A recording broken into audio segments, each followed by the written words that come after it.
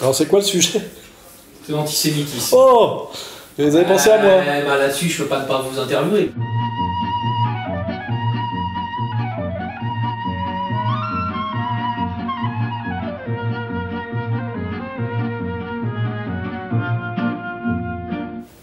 C'est bon. Ma première question, je voudrais savoir pourquoi vous avez accepté cette interview alors que généralement vous avez plutôt tendance à refuser les interviews des médias dominants, vous considérez comme étant le solde du pouvoir ou de l'empire. Alors pourquoi vous avez accepté cette fois-ci? Alors j'ai accepté pour deux raisons. La première, parce que quand vous êtes entré en contact avec moi, vous m'avez dit « Je suis le journaliste qui vous avait contacté au départ de l'affaire Binti et je n'ai pas relayé cette affaire. Hein. » Et donc j'en ai déduit que peut-être vous étiez plus honnête que les autres, parce qu'effectivement, j'en profite pour le préciser, il n'y avait pas d'affaire Binti, hein, je le précise, c'était une espèce de montage contre moi, une personne que je n'ai jamais vue, enfin je ne veux pas rentrer trop dans les détails, mais donc je me suis dit, bon, bah, peut-être qu'il est un peu plus sérieux, notamment que Street Press, qui s'était jeté sur l'affaire, alors qu'ils avaient vraiment les moyens de vérifier qu'il n'y avait pas d'affaire. Voilà. Donc première raison. Et deuxième raison, c'est comme je l'avais dit à Arte, c'est que de temps en temps, pour bien quand même qu'on fasse la différence entre moi, mon parcours, même mon statut d'ennemi public numéro 2, et puis tous les petits dissidents 2.0 là, qui s'amusent à faire des vidéos sur Internet, de temps en temps, j'accepte l'interview d'un média important pour effectivement bien montrer que je ne suis pas mythomane, je suis réellement quelqu'un qui incarne l'opposition pour le pouvoir, justement. Voilà. Enfin, l'opposition, la dissidence ou le mal, comme vous voulez. Donc j'avais accepté Arte la dernière fois, en contrefilmant, là, comme je fais toujours maintenant. Pourquoi vous contrefilmez, vous pouvez vous expliquer? Parce que j'ai été naïf plusieurs fois. La première fois, c'était d'ailleurs dans Complément d'enquête. Quand avec un Français juif sioniste, tu commences à dire il y a peut-être des problèmes qui viennent de chez vous, vous avez peut-être fait quelques erreurs. Et où j'avais été pareil, harcelé par deux gauchistes jusqu'à ce que je m'énerve. Et ils avaient filmé un peu off, et puis ils avaient diffusé que ça avec une musique, une voix off, ça, qui m'avait valu immédiatement agression, menace de mort, etc.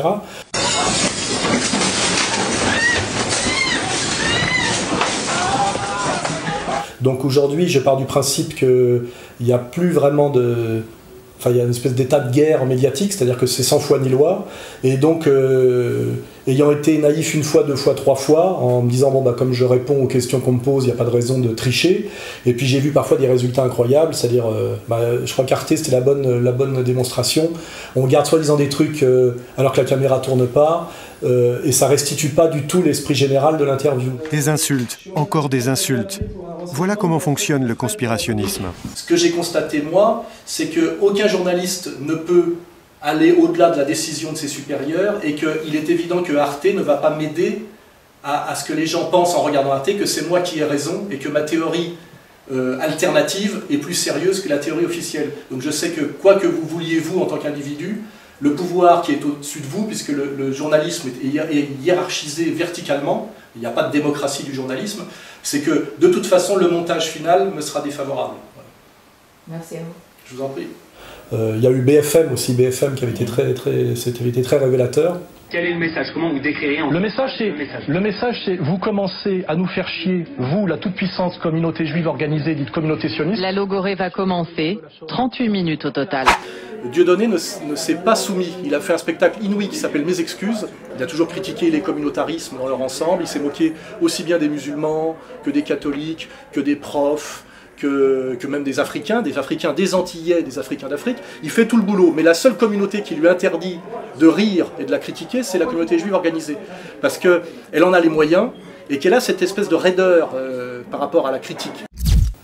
Maintenant, je contrefilme comme ça, j'offre à mon public la réalité de l'interview dans sa longueur, et les gens peuvent peut-être mieux se faire une idée de ce que je raconte et dans quel esprit je le raconte. Voilà, alors après vous avez votre logique, hein, vous vous dites que vous ne pouvez pas vous permettre un truc dans la même longueur, mais moi, je vous dis, je suis très méfiant maintenant des médias dominants. Les gens qui me suivent comprendront pourquoi, et je me dis, bah, en contrefilmant, au moins j'ai une espèce de preuve de la manière réelle dont ça s'est passé, au cas où le montage serait très mal intentionné, parce que vous savez très bien qu'on peut faire à peu près ce qu'on veut par le montage. Hein. Quand on a été dans l'audiovisuel sérieusement, on le sait. Et peut-être, en plus, souvent, il est possible que ce ne soit pas vous qui montiez, par exemple. Il y a aussi une division du travail. Ouais, enfin, moi, ça m'est jamais arrivé. Hein, mais enfin... Ouais, mais il y a aussi une division du travail. Moi, j'ai des gens qui m'ont dit, vous savez, moi j'ai filmé, mais j'ai pas monté, j'ai pas suivi jusqu'au bout. Enfin, franchement, dans mon boulot, il y a des gens qui trouvent des excuses comme ça. Hein. Il y a ce qu'on appelle, vous savez, c'est comme le procès Eichmann. Chacun n'a fait qu'un petit bout du truc, vous voyez. Donc, et je trouve que ça, c'est pas mal, que les gens puissent comparer ce qu'ils ont vu à la télé et ce qui s'est passé réellement, en sachant que nous, en plus, on peut mettre un peu plus de durée, quoi. Puis ça me fait des archives. Voilà, quoi. Pour vous situer un petit peu et disons situer un peu l'importance que vous avez prise dans l'édition, dans le monde d'Internet, etc. et votre influence en dehors des médias dominants, justement, je voudrais savoir un peu la fréquentation de votre site, à combien vous vendez vos bouquins, notamment votre best-seller Comprendre l'Empire. Vous pouvez nous situer un peu ? Bah, ça, d'ailleurs, c'est consultable. Hein. On est un des premiers sites de réinformation de France. Puisque tout site confondu, on doit être autour de la, je sais pas, 350e place, mais tout site confondu. Donc c'est ce qui nous fait une fréquentation quotidienne, je crois, autour de 150 000 visiteurs uniques jour. Il faut vérifier, mais enfin c'est de cet ordre-là. C'est très au-dessus de 100 000. Et votre livre ? Et mon livre Comprendre l'Empire, qui est sorti en 2011, qui n'est pas mon dernier livre, mais qui est mon livre de synthèse le plus sérieux, je dirais politique, comme Vers la féminisation était un livre sérieux sur un autre sujet, j'ai largement dépassé aujourd'hui les 100 000 exemplaires.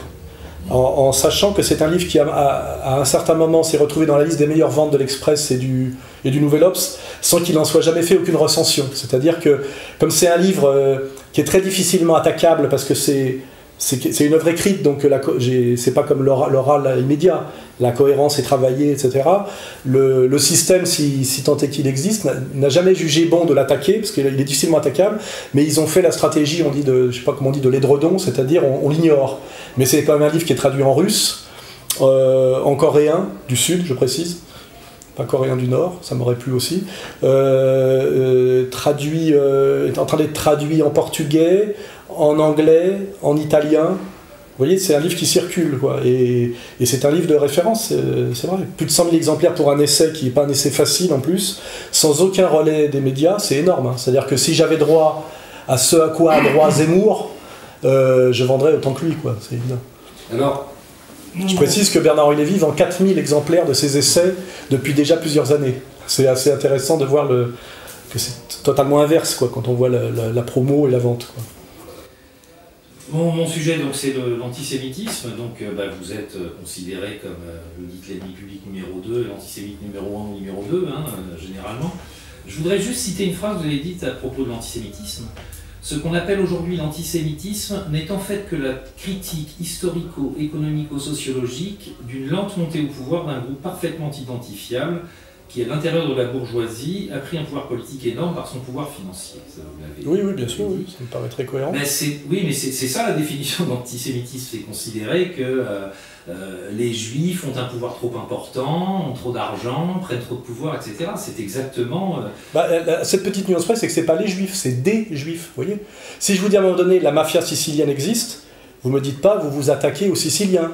Vous faites bien la nuance entre la mafia sicilienne et le peuple sicilien. Oui, là, c'est un groupe parfaitement identifiable, c'est les juifs. Non, c'est la communauté organisée juive, c'est-à-dire que moi, vous remarquerez que dans mes vidéos et mes textes, je différencie toujours bien, pour des raisons morales et de précision politique, ce qu'on appelle le juif du quotidien, qui a une relation à la réalité juive qui lui est personnelle et qui peut avoir toutes les nuances possibles, jusqu'à même une opposition frontale au sionisme, au judaïsme, au talmudisme. Enfin, il y a des tas et des tas de nuances. Et puis il y a ce qu'on appelle la communauté juive organisée, qui est le communautarisme juif, qui est incarné aujourd'hui en France par le CRIF, le dîner du CRIF, avec ses dépendances, la LICRA, qui gère soi-disant la question dite antiraciste, les étudiants juifs de France. Et vous remarquez qu'à chaque fois, ce sont des officines très puissantes, parce que le dîner du CRIF, je ne vais pas vous faire un dessin, mais... Monsieur le président du CRIF. Monsieur le président. Monsieur le président. Monsieur le président. Monsieur le président. Tous les corps constitués viennent se prosterner devant quelqu'un qui représente officiellement 1/6 de 1% d'une population. Pardon, ils ne viennent pas se prosterner, ils sont invités. Non, ils payent 900 € pour venir, et ceux qui sont persona non grata n'ont pas le droit de venir.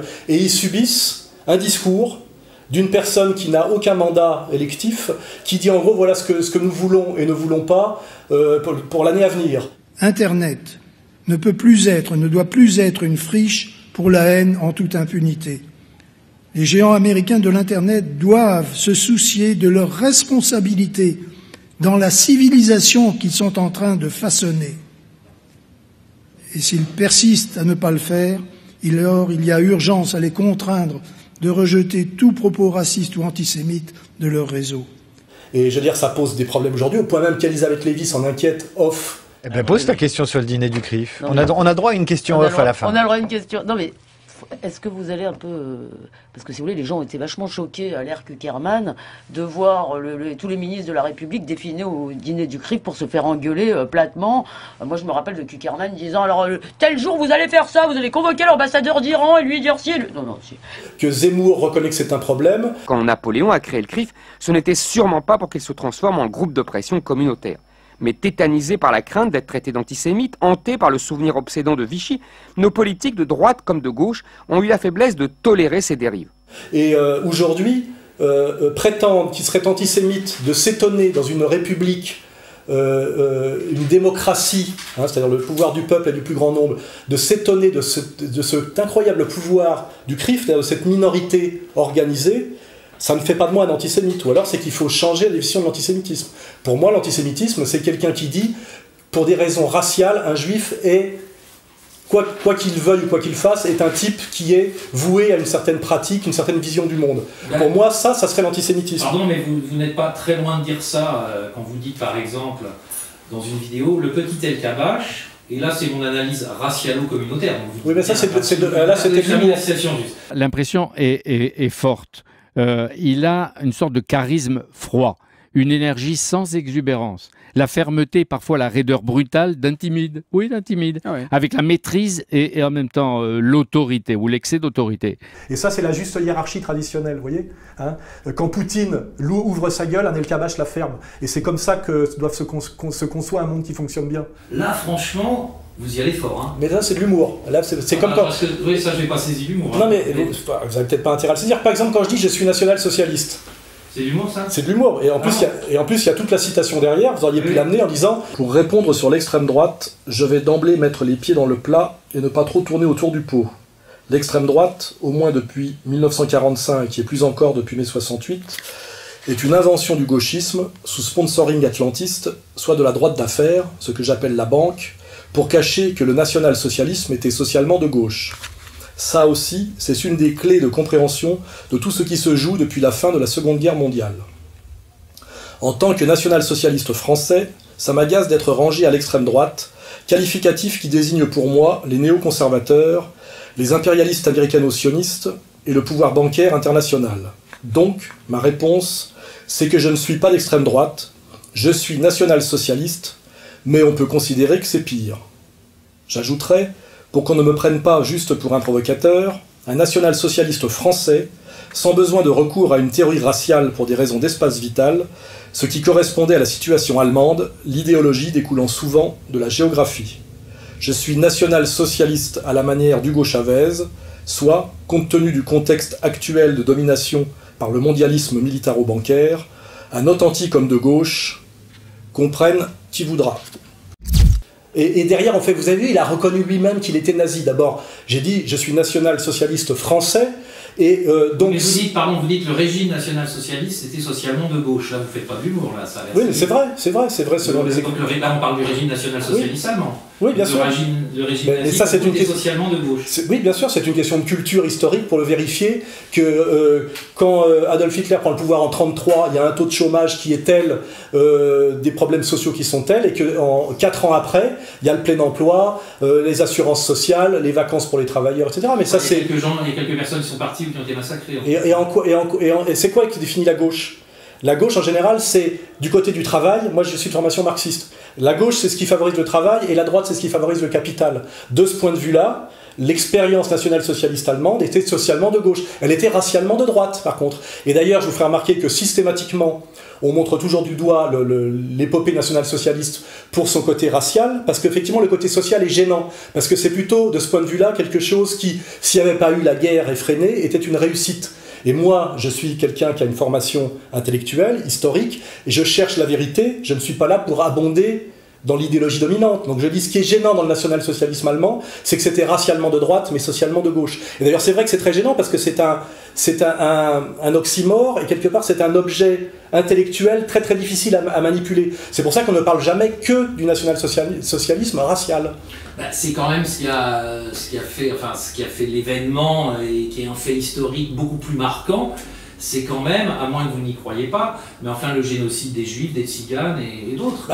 Moi j'ai réédité par exemple le bouquin d'un économiste socialiste français qui s'appelle, j'ai oublié le titre, mais qui dit d'un point de vue économique, le concept d'étalon travail pour échapper à l'emprunt, pour redynamiser une économie, était une expérience très intéressante, et je crois qu'un économiste récent, Mainstream, a dit effectivement cette expérience économico-sociale était très intéressante, et peut-être même qu'elle aurait des vertus aujourd'hui par rapport aux contradictions dans lesquelles nous sommes. On n'est pas séparés dans le régime nazi, ce qui a été quand même la particularité incroyable du régime nazi, c'est-à-dire d'être génocidaire, de séparer sa politique sociale de cette particularité quand même tout à fait majeure. Si on est sérieux, on dit voilà, si on veut étudier cette période de l'histoire sérieusement et pas de manière fanatisée ou mythologisante, on se dit, ce qui est étonnant, c'est que il y avait une politique raciale de droite, puisque effectivement Hitler croyait au primat du sang sur l'or, on va dire. De droite, elle était génocidaire. C'est pas la question, c'est que économiquement, c'était autre chose. Et c'est pour ça d'ailleurs que accoupler le nationalisme et le socialisme, on a bien compris que socialisme, ça vient de gauche, et nationalisme, ça vient plutôt, on va dire, de droite, au XXe siècle. Donc ce qui était étrange dans ces expériences, que ce soit le fascisme italien ou le national-socialisme allemand, c'est que c'est le couplage d'idéologies qui viennent d'horizons contraires et différents. Et qu'on n'a pas le droit, vous êtes en train de me le répéter une fois de plus, on n'a pas le droit effectivement de les mettre en contact. Et que d'ailleurs, quiconque ose faire une analyse complète du national-socialisme, c'est-à-dire sur le plan autant racial que économique, serait déjà dans la faute. Moi, ce qui m'intéresse, c'est la vérité et c'est l'étude. Aujourd'hui, en 2015, sachant que la guerre a été finie en 1945 et qu'aujourd'hui l'Allemagne n'est plus une puissance, que plus personne n'est nazi à part 2-3 alcooliques de bistrot, on devrait pouvoir étudier calmement ce sujet, et que je ne vois pas pourquoi on serait diabolisé quand on fait remarquer que cette expérience économique était novatrice, transcourant et surtout efficace. Alors je me dis que peut-être qu'il y a des gens qui, en mettant systématiquement la question raciale en avant, veulent cacher le côté intéressant économique, qui lui d'ailleurs est transposable dans tous les pays, sous toutes les latitudes, et qui n'a pas de dimension raciale. C'est-à-dire d'accoupler le socialisme et le protectionnisme national, qui est d'ailleurs ce que réclame aujourd'hui Emmanuel Todd. Il n'y a qu'à revenir à un protectionnisme d'échelle continentale pour protéger globalement les collectivités d'Europe, les salaires. Pourquoi est-ce que le protectionnisme est impensable ? C'est-à-dire pourquoi on ne peut pas accepter de parler de l'évidence. Effectivement, c'est vertueux. Par contre, ça emmerde, comment dirais-je, le pouvoir bancaire international. Alors là, peut-être qu'on retombe sur une question qui a à voir avec votre antisémitisme. Voilà, peut-être qu'il y a des gens, effectivement, une minorité assez puissante, que je ne confonds pas, ce qu'on va appeler le pouvoir bancaire international, c'est-à-dire Wall Street, qui est très marqué, on va dire, d'un point de vue ethnico-religieux. C'est-à-dire qui est dominé par les Juifs. Bien sûr, eux-mêmes le revendiquent. Et puis de toute façon, c'est objectif. Hein. Ben Bernanke n'est pas ni catholique ni breton, et on voit très bien que... C'est marrant de compter quand même dans le pouvoir bancaire et de recenser ceux qui sont juifs, ceux qui ne le sont pas. Non, c'est pas marrant, ça s'appelle faire de la... très curieux, moi. Non, ça s'appelle faire de la sociologie. Quand à un moment donné, vous vous dites que dans un secteur d'activité, il y a une communauté qui est très représentée, en plus par des gens qui sont eux-mêmes très communautaires et se revendiquent communautaires, vous pensez que ça a forcément une incidence sur la réalité, surtout quand vous vous rendez compte qu'il y a une vision du monde. Voilà. Quand Attali se vante de ce dont je vous parle, ça vous gêne pas. Les Juifs, le monde et l'argent, histoire économique du peuple juif, c'est publié chez Fayard. Et là-dedans, Jacques Attali aborde sans détour un sujet tabou. Il développe la thèse novatrice que le peuple inventeur du monothéisme, c'est-à-dire le peuple juif, est aussi le fondateur du capitalisme, et il ajoute, il n'y a pas de mal à ça. On peut, pour résumer de façon simpliste, dire qu'au fond, le protestantisme, c'est le second étage de la fusée du capitalisme ou de l'économie de marché, mais il ne faut pas oublier qu'il n'y a pas de second étage d'une fusée s'il n'y a pas eu le premier. Et le premier, c'est évidemment le monothéisme juif. Quand c'est lui qui le revendique en tant que juif, ça ne vous gêne pas. Quand c'est moi qui le dis en tant que goy, ça vous gêne. C'est-à-dire qu'il faut être juif pour avoir le droit de dire qu'il y a un pouvoir bancaire juif. Oui, c'est ça qui me gêne, je vous pose des questions. Hein, non, mais je constate que ce que vous appelez votre travail sociologique, ça consiste À faire le travail que les autres ne font pas. À compter le nombre de juifs dans la finance internationale.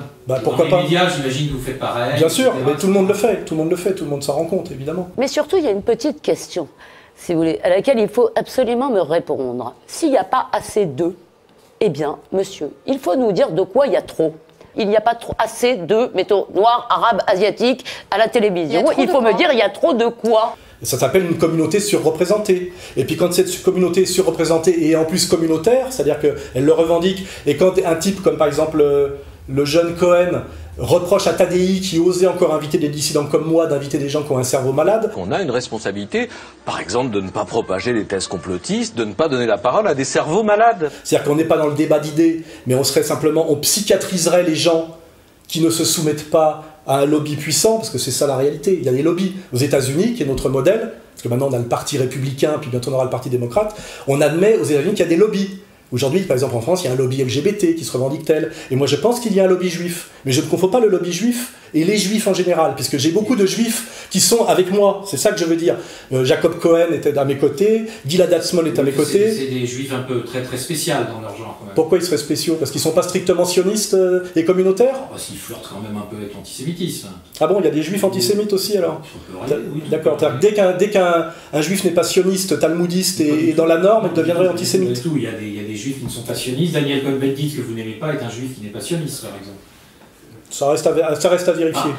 Il n'est pas dans ses discours. Pardon, excusez-moi. Quand vous dites que vous n'avez pas d'analyse raciale, excusez-moi, je suis obsédé par El Kabash, mais le petit El Kabash, et là c'est mon analyse communautaire. Vous pouvez citer 20 fois cette phrase parce que vous n'avez que celle-là et elle est dite avec humour. D'autant plus que Poutine n'est pas évident quand on... Ah non, mais moi j'ai beaucoup d'humour. Il y a des gens qui pensent que Dieudonné n'est pas un comique. Moi je pense que c'est le meilleur comique de France et tous les gens qui sont allés le voir le savent.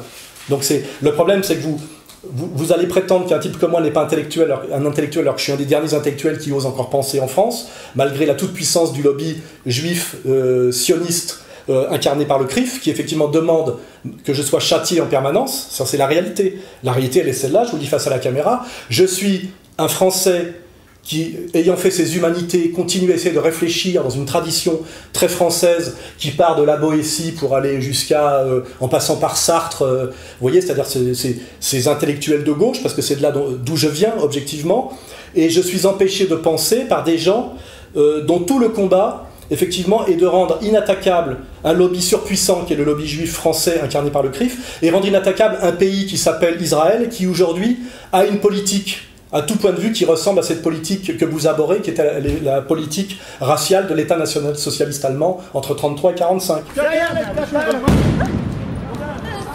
It's a little child! What are you doing to him? It's a little child! This is a little child! What are you doing? Pour vous, ce que fait Israël aux Palestiniens, c'est un peu ce que les nazis ont fait aux Juifs? Bien sûr, oui, c'est très proche, oui. Purification ethnique. Il n'y a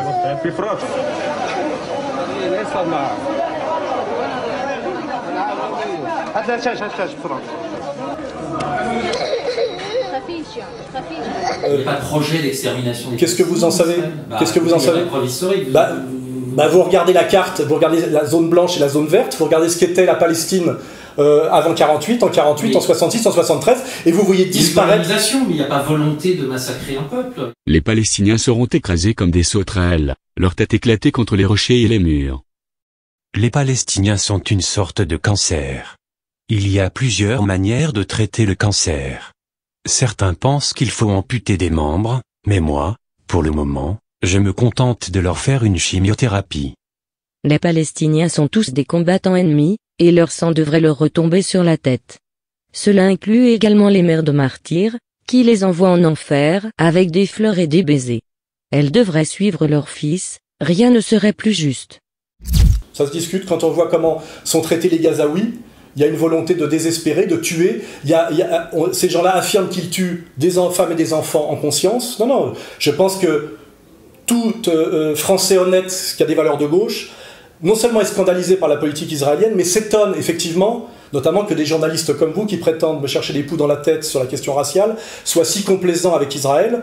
Et moi je le dis parce que je suis ancien journaliste professionnel, je dis et j'affirme qu'aujourd'hui la soumission au sionisme est en France une condition de possibilité pour travailler dans le journalisme mainstream. Donc, voilà. donc c'est que je suis soumis au sionisme. Bien sûr vous l'êtes, sinon vous ne pourriez pas travailler à France 2, c'est une évidence. Oui, mais c'est un peu là, pardon, c'est un peu un sophisme, vous dites, comme il est, j'ai rien dit là. Si, vous n'avez fait que essayer de m'amener sur un terrain racial, en prenant une petite phrase où je m'amusais avec El Kabash et Poutine, sachant que Poutine est un slave, c'est-à-dire que dans la théorie raciale hitlérienne, c'est un sous-homme. Donc en plus, c'était pour me marrer, parce qu'effectivement, il y avait une fascination du petit El Kabash pour le... Honnêtement, c'est pas très drôle. Moi, je trouve ça drôle. C'est vous qui décidez ce qui est drôle et pas drôle. Non, mais j'ai le droit de pas trouver ça drôle. Moi, drôle. vous voyez, par exemple, les émissions d'Hanouna, ça me fait pas rire. Attention, Alphonse Daudet a écrit les lettres de mon... cul. Non.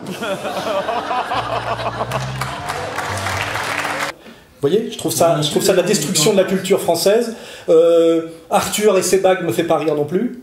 Dieudonné me fait terriblement rire. Voilà. Donc j'estime qu'il n'y a pas encore de police du rire en France, mais on y vient avec l'esprit Charlie, vous voyez. Non, mais j'ai le droit de pas trouver ça drôle. Non, et moi j'ai le droit de trouver ça drôle, effectivement. Et j'ai le droit de trouver, effectivement, qu'il y a un point commun entre la manière dont l'État d'Israël traite les Gazaouis à Gaza et la manière dont les nazis traitaient le ghetto de Varsovie.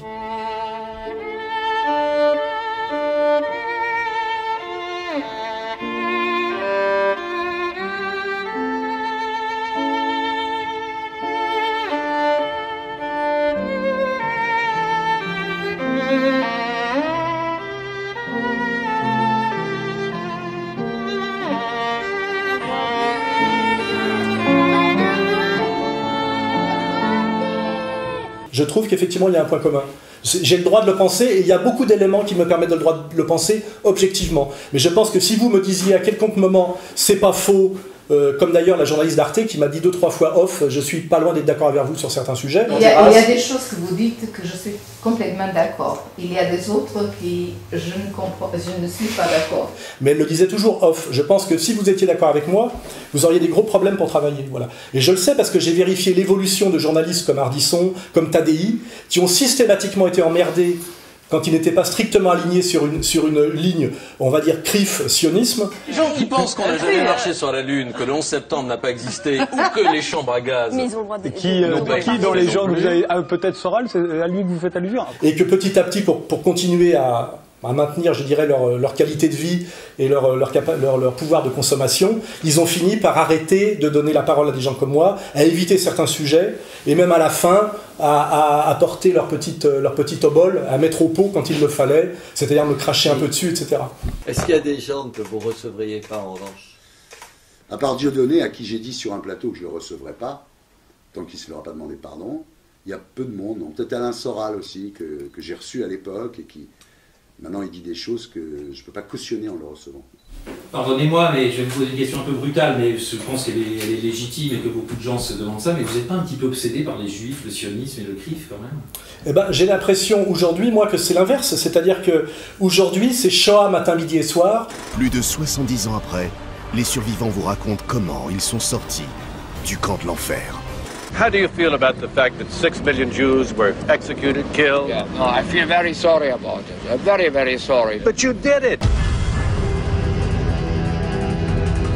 Amos Gitaï, votre film évoque la Shoah. Tzili, c'est une jeune juive, sa famille entière a été déportée, elle a réussi à échapper à la mort. Moi j'aimerais poser la question, comment se fait-il qu'on parle 10 fois plus aujourd'hui de la persécution des juifs par les Allemands en 40-45, on en parle 10 fois plus en 2015 qu'on en parlait en 2005, qu'on en parlait en 1995, c'est-à-dire que plus on s'éloigne de cette période, et moins notre période actuelle... vérifier statistiquement.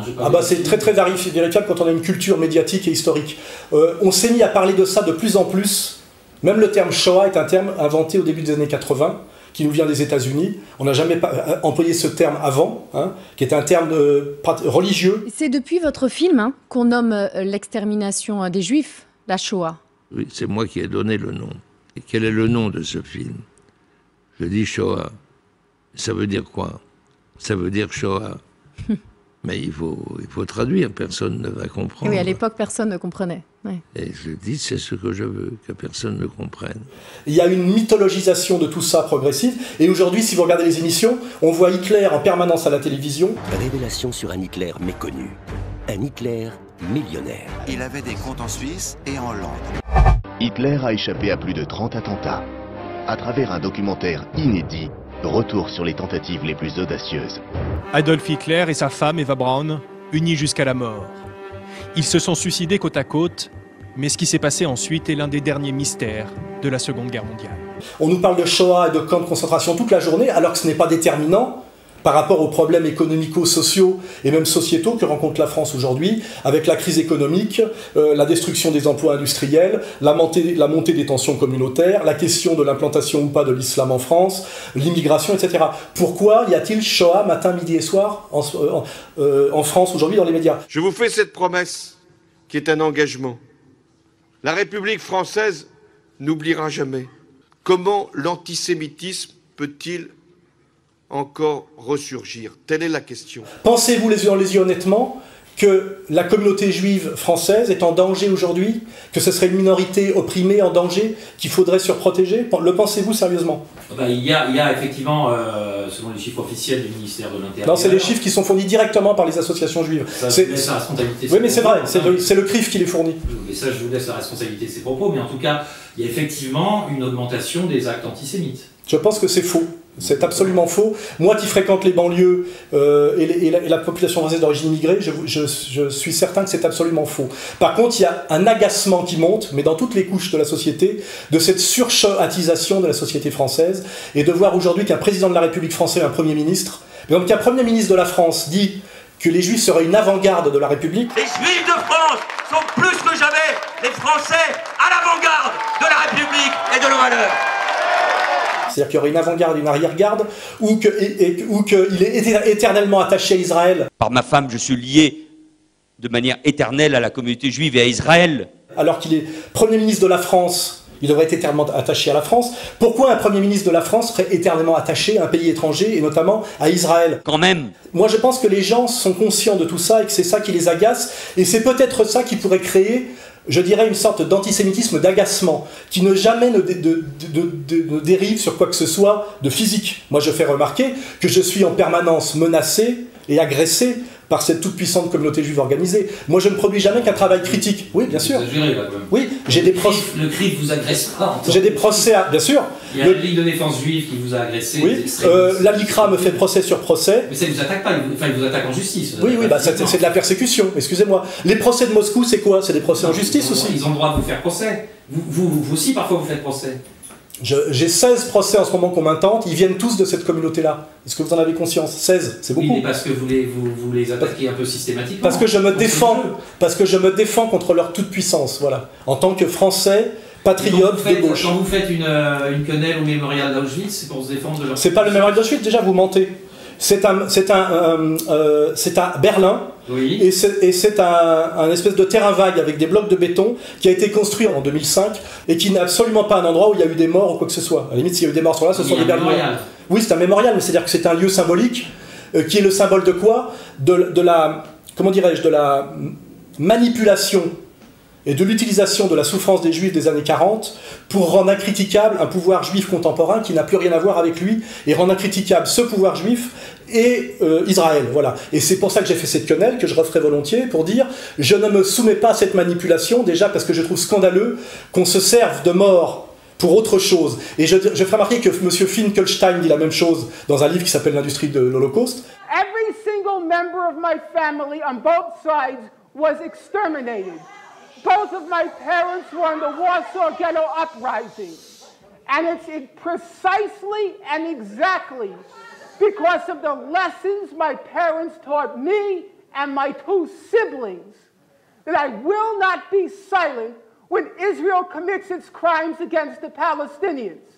And I consider nothing more despicable than to use their suffering and their martyrdom to try to justify the torture, the brutalization, the demolition of homes that Israel daily commits against the Palestinians. So I refuse any longer to be intimidated or browbeaten by the tears. Beaucoup de juifs de gauche et d'israéliens de gauche disent la même chose que moi. Moi, ce qu'on me reproche, c'est de le dire en tant que français, patriote, goy. Et ce qui devrait vous scandaliser en tant que journaliste, c'est que ce geste qui n'a aucune connotation, hein, il n'y a pas de loi, m'a valu en première instance une condamnation à 30 000 €. C'est-à-dire qu'aujourd'hui en France, pas en Corée du Nord, pour un geste que j'ai fait le 1er septembre 2012, devant des blocs de béton sur un smartphone mis sur mon Facebook, je me retrouve condamné par l'institution judiciaire française à 30 000 € d'amende. Ça devrait vous choquer, parce que ça ressemble à un pouvoir dictatorial, vous voyez. Et je pense que c'est très grave, parce qu'il y a des gens qui ont pu ne pas aimer ça. Mais moi, je ne demande pas qu'on aime tout ce que je fais. Moi, il y a des choses qui m'agacent terriblement. Oui, mais pardon, mais il y a quand même un mémorial de la déportation, je ne sais pas comment il s'appelle. Vous faites ça là, c'est pas innocent. Non, c'est pas innocent, mais ça ne tombe pas sous le coup de la loi. Non, vous pouvez comprendre la différence. C'est une injure à la mémoire des gens. Non, c'est un pied de nez aux manipulateurs des gens qui sont morts, c'est-à-dire au sionisme international, qui aujourd'hui se sert de la Shoah comme bouclier pour justifier toutes les exactions, tout ce qu'ils commettent contre les Palestiniens. C'est à la fois pour rendre Israël incritiquable et pour rendre M. Kuckerman et le CRIF incritiquable. Aujourd'hui, la manipulation permanente de la souffrance de la Shoah est faite objectivement et systématiquement pour rendre incritiquable l'État d'Israël et la toute-puissance du CRIF en France. Vous voulez que je vous l'écrive, que vous le répète 20 fois? C'est ça la réalité. Et c'est ce que tous les Français comprennent en réalité, pratiquement. Simplement, ils ont peur. En réalité, nous vivons aujourd'hui dans un régime de terreur exercé par le CRIF et ses dominions. Et ça, là, vous allez... Bien sûr. Bien sûr, dès qu'un type se fait choper en ayant eu une phrase un peu déplacée sur cette question, il se dépêche de demander pardon. C'était avant-hier au Caire. Au milieu d'un discours, le PDG d'Orange glisse une petite phrase qui met le feu aux poudres. Notre intention est de retirer la marque Orange d'Israël, de mettre un terme à notre partenariat. Il se dépêche de demander pardon, où il est, comment dirais-je, flagellé, humilié en public, lapidé médiatiquement, et il commence à avoir des problèmes pour travailler. Ce spectacle absurde ne sera pas pardonné, dit-il. J'appelle le gouvernement français à publiquement rejeter les déclarations et les agissements malheureux d'une compagnie dont il est en partie propriétaire. Merci, Monsieur le Premier ministre, pour cette invitation. C'est un honneur de vous rencontrer ce matin. Chaque fois qu'on a voulu mettre un type sur la touche, on a fait comme ça. Je vous rappelle que ça a commencé par le général de Gaulle, qui en novembre 1967 a parlé du peuple sûr de lui et dominateur, parce qu'il était contre la politique israélienne en disant que ça allait créer une situation de conflit permanent au Moyen-Orient. Un peuple d'élite, sûr de lui-même et dominateur. Il avait parfaitement raison. Or, je veux dire, je vais vous faire remarquer que novembre 67, et après il y a mai 68, et l'année d'après il a dégagé. Je vous citerai aussi. Il y a un complot là pour le faire dégager, alors mai 68, oui, je pense, oui, bien sûr. Oui, c'est les sionistes qui ont fait mai 68. Je pense qu'il y a effectivement une volonté de déstabilisation du général de Gaulle, mais je vais vous citer un exemple. Pardon. Mai 68 pour vous, pour que j'être sûr, j'ai bien compris, c'est une manipulation des sionistes. En partie, bien sûr, oui, bien sûr, pour déstabiliser de Gaulle. Exact. C'est la première révolution colorée ou révolution orange qui a eu lieu, et vous pouvez le comprendre quand vous regardez ce qui se passe en Ukraine, quand vous avez vu ce qui s'est passé dans les anciens pays satellites de l'ex-URSS. Oui, ça s'appelle de la manipulation politique à haute échelle, bien sûr. Mais je vais vous prendre un exemple. Est-ce qu'il y a des faits qui vous permettent de dire ça? J'ai écrit là-dessus. Oui. Les 68 est manipulé. Oui, bien sûr, la manière dont la droite gaulliste, sioniste, avec Missov, Poher, etc., ont lâché de Gaulle après sa déclaration de déclaration de guerre en fait à Israël et à Israël qui effectivement emmerdait de Gaulle. Et effectivement, après, il y a eu toute son aile sioniste qui l'a lâché. Et c'est la raison de son échec au référendum, bien sûr, oui. Mais j'étais sur mai 68. Parce que mais non, mais je vais vous prendre un exemple encore plus simple, parce que vous n'avez pas travaillé le sujet et on ne va pas pouvoir garder tout ça.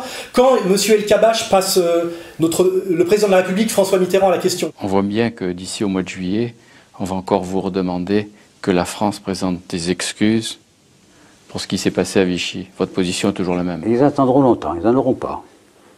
La France n'a pas d'excuses à donner, ni la République. À aucun moment je ne l'accepterai. À qui vous pensez que François Mitterrand, président en exercice en fin de deuxième mandat, s'adresse-t-il quand il parle à El-Kabash? De qui El-Kabash est-il le mandataire quand il pose cette question à Mitterrand? Et à qui Mitterrand répond-il sur cette caméra devant tous les Français? Au tout-puissant lobby juif incarné aujourd'hui par le CRIF. Et il dit bien, c'est la politique de la haine, et dans 100 ans encore. Vous recommanderiez à vos successeurs, s'ils sont de droite, d'adopter la même attitude. Ils feront ce qu'ils veulent, mais bien sûr. Pas de recommandation à faire. Non, mais parce que la pression va se faire également sur eux. Dans 100 ans, peut-être aussi encore. Ouais. Qu'est-ce que ça veut dire? C'est l'entretien de la haine. Voilà, vous voyez? Donc j'ai l'exemple de Gaulle, j'ai l'exemple de Mitterrand, j'ai l'exemple de Raymond Barre, qu'on reprendra aussi. Le lobby juif, pas seulement en ce qui me concerne, est capable de monter des opérations qui sont indignes. Et je tiens à le dire publiquement. C'est méthode ignoble que je subis moi-même par ce même lobby juif, vous voyez? Je suis simplement un intellectuel français, un peu courageux, c'est tout. Ce que je dis... Excusez-moi de vous interrompre, mais vous dites que mai 68 a été une création, une manipulation des sionistes. J'aimerais savoir quels sont les faits précis qui vous laissent penser ça. J'ai écrit là-dessus, il y a des livres là-dessus, il y a notamment un livre de Paul-Marie Couteau, très précis là-dessus. Renseignez-vous, je ne vais pas vous faire une démonstration maintenant. Je pense que quiconque... Si vous n'avez pas de faits précis. Si, bien sûr, j'ai des tas de faits précis, mais je peux vous dire la même chose. Quiconque a tenu tête au pouvoir sioniste international se fait en général à rencontre des problèmes. C'est le cas d'Assad aujourd'hui, ça a été le cas de Chavez, ça a été le cas de Kadhafi, c'est le cas de Viktor Orban en ce moment en Hongrie, ça peut même être le cas du président suédois Olof Palme. À la recherche d'une troisième voie, Olof Palme soutient des mouvements de libération dans le monde entier. La Suède est alors un des seuls pays à financer l'ANC de Nelson Mandela, vu par beaucoup comme une organisation terroriste communiste. Une épine dans le pied de l'administration Reagan? Oh oui. Il soutenait des mouvements radicaux qui n'étaient pas forcément communistes, mais dont les intérêts politiques coïncidaient avec ceux de l'Union soviétique dans certains domaines. Il était ingérable. Le comité secret se saisit du dossier. Et il y a des documentaires qui sont sortis d'ailleurs récemment sur les chaînes. Qui l'ont assassiné quand même. C'est l'Empire américain. C'est aujourd'hui oui, c'est aujourd'hui la thèse officielle et c'est sur les médias mainstream. C'est dans des documentaires que j'ai vus récemment, même sur Arte ou sur la 2 le soir. Oui, bien sûr, Olof Palme a été assassiné. En 1986, Olof Palme prévoit une visite à Moscou. Au menu, la politique de sécurité commune et la question des sous-marins. Avec Gorbatchev, le nouvel homme fort de l'URSS, tout semble possible. 4 semaines avant ce déplacement annoncé comme historique, le dirigeant suédois est assassiné. Il s'agit sans aucun doute d'un assassinat politique. Bien sûr, oui, bien sûr, oui. Il y a un pouvoir sioniste international, effectivement. Il y a un pouvoir juif bancaire international qui lui est couplé, c'est-à-dire c'est l'alliance Wall Street sionisme international, qui est un énorme pouvoir sur un énorme lobby tout puissant qui s'appelle l'EPAC aux États-Unis. Il y a le bouquin de Mersheimer et Walt aux États-Unis qui est sorti, qui a été traduit en français aux éditions de La Découverte, qui n'est pas une maison d'édition d'extrême droite. Like other special interest groups, the lobby works in 2 main ways. First, groups like AIPAC exert influence inside the Beltway by helping get allies appointed to key positions in the government and by giving politicians clear incentives to adopt positions that they favor. For example, by steering campaign contributions towards pro-Israel candidates and away from candidates who aren't. Et qui dit bien qu'aujourd'hui, par le lobby sioniste, la puissance du lobbyiste sioniste aux États-Unis, c'est aujourd'hui Israël qui a le pouvoir sur les États-Unis et pas l'inverse, et qu'aujourd'hui les États-Unis suivent une politique, notamment au Moyen-Orient, contraire à leurs intérêts propres, parce qu'ils sont aujourd'hui entièrement soumis au pouvoir et à la puissance sioniste. It is manifestly clear to most Americans that the Iraq War is one of the greatest strategic blunders in American history. Our argument is that Israel, and especially the lobby, were 2 of the main driving forces behind the decision to invade Iraq. Indeed, there was significant opposition to attacking Iraq, even after 9/11, within the State Department, the intelligence community, and the uniformed military. I might add that there is hardly any evidence that the oil companies and the oil-producing states were pushing for war with Iraq. Quiconque réfléchit sur ces sujets fait un lien entre le pouvoir de ce tout petit pays qui s'appelle Israël et la diaspora sioniste mondiale et sa puissance économique qui s'appelle le tout-puissant, je dirais, le lobby juif bancaire qui a beaucoup à voir avec la City de Londres et le Wall Street. Tout ça, ça s'appelle de l'analyse historico-économico-sociologique que je fais, mais qu'ont fait avant moi des tas de gens et que des juifs ont fait de l'autre côté en le revendiquant. C'est-à-dire que ce que je vous dis moi, Attali le revendique, vous voyez ? qui dit... Oui, Ali, c'est pas non plus une parole sacro-sainte. Non, mais lui, vous n'allez pas le traiter de fou antisémite, parce que lui le déclare, mais quand même, il s'en réjouit. En réalité, mon problème est que je dis la même chose que les intellectuels juifs de haut niveau, que ce soit Alexandre Adler, Bernard-Henri Lévy, Ben Bernanke aux États-Unis, toute la clique des néoconservateurs, en commençant par Léo Strauss, etc. Mais au lieu de m'en réjouir, je le désapprouve et je m'en plains au nom de ma mentalité chrétienne, au nom des droits de l'homme dans lesquels j'ai été élevé et au nom de mon patriotisme français. Voilà. Et tout ça s'appelle la critique du mondialisme. Vous voyez, voilà. Alors bon, visiblement, vous ne maîtrisez pas tous ces sujets, mais c'est pour ça que j'ai écrit un livre qui s'appelle Comprendre l'Empire, qui explique bien tout ça, je dirais, step by step et de manière sérieuse. C'est évidemment difficile dans une interview comme ça de le faire, sans compter que vous n'êtes pas là pour m'aider à déployer un discours cohérent. Vous essayez là, plutôt être là pour essayer de m'en empêcher. Mais tout, je vous laisse parler, vous remarquez que je vous interromps pas beaucoup. Vous avez raison, parce qu'après vous pourrez... Je vous le dis, moi j'assume parfaitement mes positions, voilà. Et c'est pour ça que je rencontre tous mes problèmes, bien évidemment. Mais après, bon, il y a l'histoire, il y a moi je retiens quand même, parce que ça, excusez-moi, mais je vais parler un peu de manière un peu... informel, mais je dirais c'est la meilleure. Les 68 créations sionistes, là j'ai... Non, c'est pas tout à fait ce que j'ai dit. Manipulation. J'ai dit qu'il y avait une volonté de déstabiliser De Gaulle une fois qu'il a déclaré, je dirais, la guerre ouverte à l'évolution du sionisme. Et qu'effectivement, il s'est chopé la première révolution colorée qu'il y a eu dans l'histoire récente, qui est déstabiliser un pouvoir en manipulant les étudiants et la jeunesse. Ça s'appelle les révolutions colorées, ça s'appelait les révolutions orange, etc. Et vous verrez que Soros est très impliqué dans ces manipulations, c'est lui qui les finance. Là, c'est moi avec Bush père. L'ancien président de Géorgie, Édouard Shevardnadze, lui, n'est plus rien du tout. Chassé du pouvoir, il vit avec ses souvenirs et une certitude. Les jeunes politiciens qui ont pris le pouvoir ont été pour la plupart financés par George Soros, le célèbre milliardaire américain. Je ne sais pas pourquoi il a voulu renverser le gouvernement géorgien. Mais ça n'a pas été une révolution. C'était un coup d'État. Et Soros... Non, mais je veux dire, Soros n'est jamais que le successeur d'autres manipulateurs avant lui. Il y a eu Kissinger, etc. Et ces gens-là sont quand même très impliqués, comment dirais-je, sur le plan communautaire, dans leur vision du monde, etc. Ils ne sont pas juste juifs par hasard, vous voyez ce que je veux dire, voilà. Donc il y a bien, tout ça existe bien, c'est de la sociologie sérieuse, bien sûr.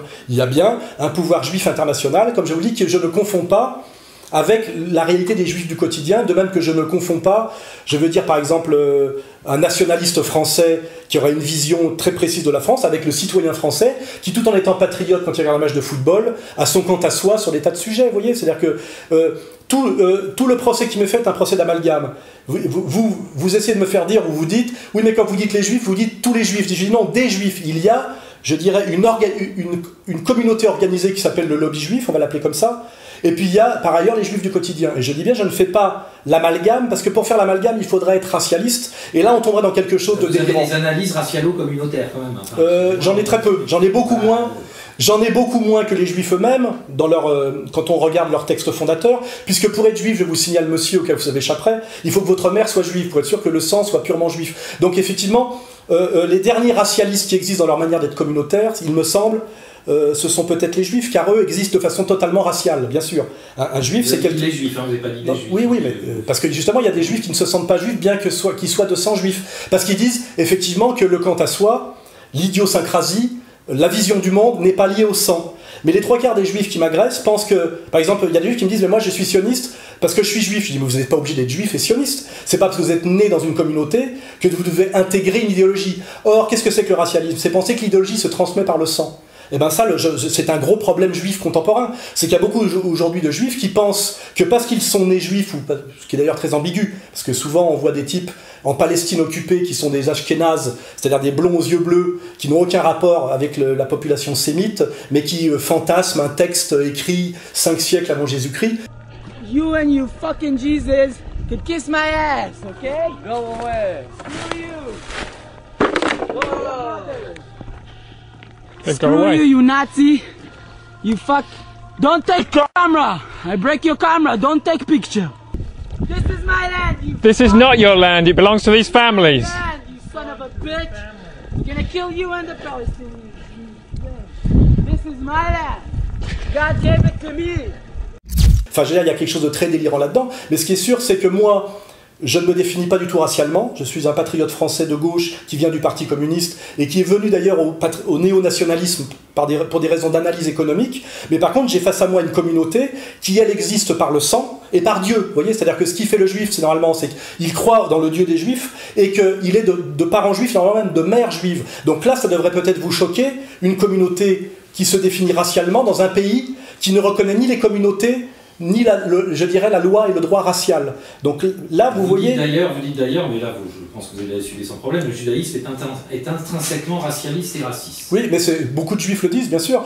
Est-ce que vous avez lu l'Ancien Testament? Vous voulez que je vous cite le Deutéronome? Tu dévoreras tous les peuples que Yahvé, ton Dieu, va te livrer. Ton œil serait sans pitié pour eux, et tu ne serviras point leur Dieu, car ce serait un piège pour toi. Quand j'aiguiserai l'éclair de mon glaive, et que ma main saisira le jugement, je tirerai vengeance de mes ennemis, et je rendrai à ceux qui me haïssent. J'enivrerai mes flèches de sang, et mon épée se répétera de chair, du sang des tués et des captifs, de la tête chevelue de l'ennemi. Nation, poussez des cris de joie en l'honneur de son peuple.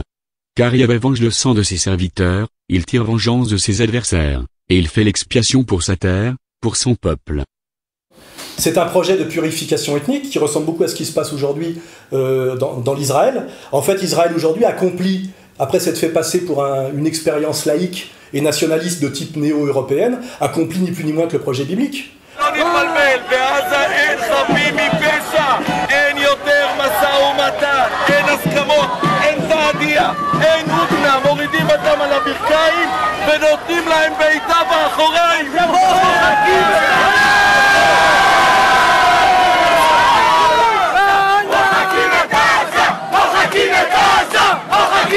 C'est revendiqué par toutes les élites juives au pouvoir, c'est-à-dire cette coalition d'extrême droite, car je vous rappelle que le pouvoir sioniste est un pouvoir d'extrême droite, bien plus d'extrême droite que le Front National, puisque c'est la coalition de militaires avec un projet de purification ethnique assumé, et la coalition de... il n'est pas assumé. Bien sûr, il est totalement assumé. Netanyahou et Lieberman ont un projet, et depuis Sharon, ont un projet de purification ethnique officiel. J'ai l'impression que vous ne connaissez pas bien le sujet. Le ministre israélien des Affaires étrangères, Avigdor Lieberman, a tenu des déclarations choquantes à l'égard des Arabes israéliens, en estimant qu'il fallait décapiter à la hache ceux qui n'étaient pas fidèles à Israël.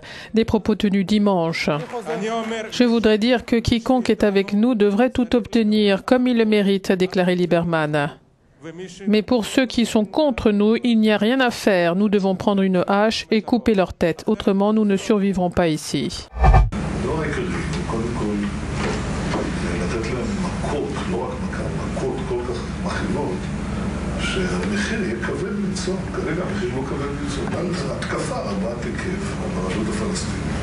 אבל אז שוב פעם העולם יגיד מה אתם פורשים? אתה לא מפחד מהעולם, ביבי? במיוחד היום עם אמריקה, אני יודע מה זה אמריקה. אמריקה זה דבר שאפשר להזיז אותו בקלות, להזיז לכיוון הנכון. Donc, on a bien aujourd'hui au pouvoir en Israël une coalition de religieux extrémistes et racistes et une coalition de militaires d'extrême droite. Or, aujourd'hui, le CRIF et les gens qui m'attaquent se réclament tous d'Israël, et pas d'un Israël d'opposition, de l'Israël de Netanyahou. Les gens qui m'attaquent en même temps que me traiter de raciste et d'antisémite sont eux des racialistes et des gens d'extrême droite. Ça devrait peut-être vous poser des problèmes de réaliser aujourd'hui que les gens qui ont en charge ce qu'on appelle l'antiracisme institutionnel en France sont non seulement des racistes, mais les seuls racistes de France. Parce que personne ne se positionne racialement. Les musulmans, c'est une religion prosélyte qui n'est pas raciale. Moi, en tant que patriote même, qui peut me sentir parfois proche du Front National, c'est un nationalisme non racial, c'est un patriotisme d'adhésion. Je veux dire, finalement, les seuls racialistes aujourd'hui et les seuls racistes sont la communauté juive organisée. C'est objectif. Donc comment se fait-il... Non, vous ne pouvez pas dire c'est objectif. Ben, je le dis, et je le dis devant votre caméra, bien sûr, oui. Ils se définissent racialement par le sang et par Dieu. Donc ce sont des religieux et des raciaux. Et ils ont non seulement le pouvoir sur la France, c'est évident, le CRIF a le pouvoir sur la France, bien sûr. Le Premier ministre français, qui s'appelle Monsieur Valls, a, comment dirais-je, fait allégeance totalement, effectivement, au CRIF et à Monsieur Kuckerman. Je le redis ce soir, avec toujours la même émotion, toujours la même envie, la même sincérité. Sans les Juifs de France, la France ne serait plus la France. La République se tient à vos côtés. Il dit les choses de manière particulièrement claire. Il a dit, je vous l'ai dit, l'antisionisme c'est de l'antisémitisme. Il a dit, la France sans les Juifs, ça n'est pas la France. Et dans les actes, il le montre également. On n'a qu'à voir comment ça s'est passé au moment de l'affaire Charlie. Comment il est allé suivre M. Netanyahou à la grande synagogue de la rue des Victoires. Tout ça ne vous a pas choqué? Pas du tout, non. C'est vous qui avez un problème avec la démocratie, les idées de gauche, l'antiracisme, etc. C'est pas moi. En fait, moi, j'ai pas bougé de mes positions, finalement, de l'extrême gauche des années 70, et vous êtes entièrement soumis pour continuer à manger à cette idéologie d'extrême droite qui, aujourd'hui, a pris le pouvoir en France, qui s'appelle la dictature sur la France de la communauté juive organisée. J'y peux rien. Donc, je suis un valet de la communauté juive organisée. Bien sûr, c'est une évidence, oui. Oui, bien sûr, c'est une évidence. Bien sûr. Sinon, vous ne seriez pas là. Vous êtes le premier de la faire, celle-là. Non, je suis pas le premier. Vous verrez que vous verrez quand on mettra la vidéo sur Internet que ça viendra comme commentaire. Bon, oui, de toute façon, ça viendra, oui, mais ça, c'est pas. Juste quand même, pardon, j'ai pris certaines de vos déclarations, mais il y en a qui me font assez rigoler, quoi. Ah bah, vous voyez, donc si elles vous font rigoler, ça prouve bien qu'elles sont drôles. Non, enfin, je rigole au second degré, parce que je trouve ça tellement indigne d'un intellectuel comme vous, enfin, l'intellectuel que vous affirmez être. Quand vous dites, lors d'une interview, en parlant de votre échec ou du boycott dont vous avez fait l'objet, selon vous, dans le monde du spectacle, du cinéma, etc., vous dites « J'ai été massacré par les deux clics qui tiennent ce milieu, les PD et les Juifs ». Alors, quiconque travaille dans le cinéma sait que les deux lobbies... vous voulez que je réponde ou pas? Oui, quiconque travaille dans le cinéma c'est qu'il y a deux lobbies puissants dans le cinéma, le lobby juif et le lobby homosexuel. Vous prenez Dominique Besnard à table et vous lui dites « Bon, Dominique, maintenant que tu es bien au cinéma, on va s'amuser à en parler comme ça ». Dans n'importe quel dîner mondain pour rigoler, tout le monde le reconnaît. Tout le monde, je dis bien tout le monde. Alors comment un homme comme vous, qui n'a plus rien à prouver, a-t-il accepté de tourner dans un court-métrage gratuitement? Quelquefois, on se trompe. Je suis tombé dans des catastrophes, quelquefois. Ils étaient tous pédés. Ici, tout va bien, ce n'est pas une catastrophe par rapport à ce truc. Et je viens de ce milieu-là, donc effectivement, il y a le puissant lobby gay et le puissant lobby juif. Et on dit, le premier qui m'a dit ça, c'est Jean Edernalier, dès les années 80, il m'a dit « Alain, tu peux tout faire en France, mais ne t'en prends pas au tout-puissant lobby juif. Ils sont trop puissants. » Voilà, il m'avait dit ça, j'ai dit tiens, bon, je prends note. Et puis petit à petit, c'est constitué effectivement un lobby gay sur le même modèle, c'est-à-dire une minorité agissante qui se fait passer pour une minorité opprimée et qui effectivement prend des places de plus en plus par cooptation. On a des articles qui sortent là-dessus sur le réseau, par exemple des coins, Pépi, etc. Effectivement, les deux lobbies qui sont très puissants aujourd'hui, notamment dans l'appareil d'État par rapport notamment les hauts fonctionnaires, etc. Et effectivement, il y a deux gros lobbies en France parce qu'il n'y a pas tellement de lobbies, c'est pas dans la mentalité française des lobbies, on n'est pas très lobbyiste en France. Mais c'est vrai qu'il y a deux gros lobbies aujourd'hui en France, au niveau de la haute administration, etc., etc. Il y a le lobby juif et le lobby homosexuel. Pierre Berger, Bernard-Henri Lévy, et ils travaillent ensemble d'ailleurs. Bien sûr, en quoi c'est choquant de dire ça? C'est une évidence, tout le monde le sait. Je trouve ça... Si vous ne savez... Pardon, mais je trouve ça délirant. Mais... c'est peut-être pour ça que vous êtes à ce tout petit poste d'intervieweur. Sinon, vous seriez patron. Moi, je pense que quand je dis ça, El Kabbach rigole, mais il se dit on va botter le cul de Soral, mais il a tout compris. Vous voyez, bien sûr, oui. Bien sûr. Vous pensez qu'il pense ça? Bien sûr, mais j'en suis sûr, je le sais. J'ai parlé avec beaucoup de juifs de haut niveau, parce qu'ils aiment bien rencontrer la bête immonde, vous voyez, ça les excite. C'est dans le temps, les antisémites avaient leurs juifs. Aujourd'hui, dans le pouvoir juif, ils ont leur antisémite, vous voyez, parce que s'ils se disent, tiens, un type qui résiste encore un peu, qui ose nous tenir tête, ça les excite, donc ils me convient à dialoguer avec eux. Et ils disent pas, Alain, tu as tort ou tu te trompes, ils disent, on va te botter le cul. Vous voyez, on dit, calme-toi, tu vois, c'est-à-dire que c'est valide. Et de toute façon, toutes les persécutions que je subis valident mon analyse, sinon il se passerait rien. Si j'étais juste paranoïaque, il se passerait rien. Or, il se passe beaucoup de choses. Ma marginalisation, Dieudonné, par exemple, un jour, il a fait un sketch chez Fogiel, qui est très bien passé d'ailleurs sur le moment. Je ne dis pas ça pour... je ne dis pas ça pourquoi d'ailleurs. Tu veux un coup de main? Non, taisez-vous. Je me suis récemment, vous l'avez vu, je ne dis pas ça parce que je me suis récemment reconverti au fondamentalisme sionisme, enfin bon, pour des raisons qui me sont purement professionnelles, enfin spirituelles. Je trouve, enfin, j'ai une petite chose à vous dire. Il suffit de remettre les images. Puis d'un seul coup, le monde lui est tombé sur la tête. Ces détracteurs l'accusent d'antisémitisme. Le spectacle que Dieudonné devait donner demain à Paris a été annulé par l'Olympia. La direction de la salle de spectacle estime n'avoir pas les moyens de garantir la sécurité du public. Parce qu'il avait montré du doigt quoi? Le puissant lobby sioniste international. Bon ben voilà, c'est après on voit son chemin. Alors que pourtant il était métis, antiraciste, anti-Front National. Il avait quand même des fondamentaux bien plus solides que M. Kuckerman, vous voyez, pour oser parler d'antiracisme. Et ben aujourd'hui il est considéré comme l'enfant naturel d'Hitler. Et par qui? Je vous le fais pas dire. Des gens comme Dieudonné, comme Hitler, parce que pour moi c'est la même engeance. Le livre Mein Kampf, si on le regarde de près, nous avons quelqu'un qui a fait une comparaison entre Mein Kampf et les textes de Dieudonné. Il y a beaucoup de ressemblances. Donc voilà, c'est-à-dire, je ne fais que décrire une situation objective, et je le dis à mon âme et conscience, il y a effectivement des groupes de pression dans certains domaines, il y a des lobbies, il y a par exemple le lobby catholique qui est infiniment faible aujourd'hui et moribond. Il y a un lobby breton, par exemple, à TF1, c'est vrai, il y a un lobby breton à TF1, il faut le savoir. Et il y a deux très puissants lobbies dans le monde audiovisuel, notamment et dans le cinéma, le lobby juif et le lobby homosexuel, bien sûr. C'est pour ça que je réussis pas, alors je suis ni l'un ni l'autre, je suis foutu. Bah, vous pouvez, en léchant un peu des culs, avoir une petite carrière secondaire, comme Apathy et des mecs comme ça. Mais c'est sûr que pour vous monter vraiment très haut, ça pourrait vous aider. Alors juif, vous pouvez pas le devenir parce que c'est racial, c'est de naissance. Vous voyez, on peut pas. Mais PD, il suffit de vous faire enculer. Et au point où vous en êtes, il n'y a plus grand chose à faire. Vous voyez. Et ça veut dire ça.